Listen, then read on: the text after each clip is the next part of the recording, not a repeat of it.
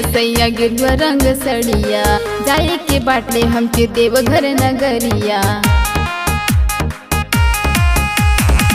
काहे न लैला सैया गिरवा रंग सड़िया, जाए के बाटले हमके देवघर नगरिया।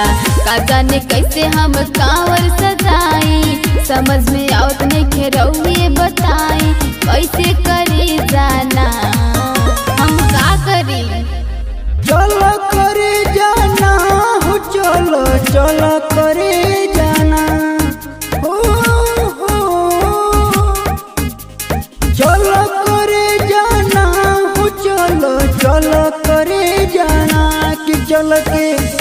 कि चल के कीनब गिरुआ फड़िया, कि चलो चलो करे जाना।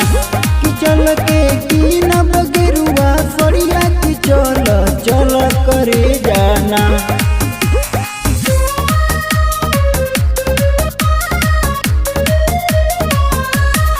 Music by Rohit Dixit.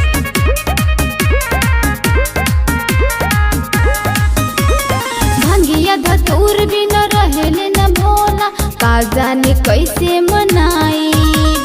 कांवर लेके चलल बड़े सबे कंवरिया, कुछ तैयारी ना बा। कांवर उठावा घोड़वा बढ़ावा, चल के तैयारी करहो। बेल के पतैया गंगा जल पनिया, हाथवा में लेके चलहो। लगन के कांवर डोले लाना, चलो करे जाना हो, चलो चलो करे जाना। चलो करे जाना हो, चलो चलो करे जाना। कि चल के कीनब गिरुआ फड़िया, कि चलो चलो करे जाना।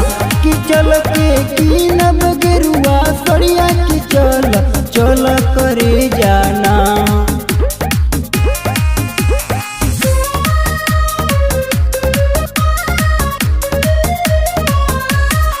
Music by Rohit Dixit.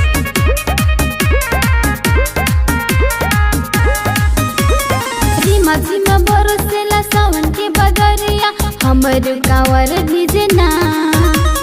चम चम चमकेला ऊपर से बिजुरिया, तेज धड़कन बढ़ता। जाने की कलई हो कमर हिलई हो, बोल बम बोलत चलो हो। भोला के दुआरिया गुज जय करिया, मन परसन हो की हो। तो जल्दी चली जाना, चलो करे जाना हो, चलो चलो करे जाना। चलो करे जाना हो, चलो चलो करे जाना। कि चल के कीनब गिरुआ फड़िया, कि चलो चलो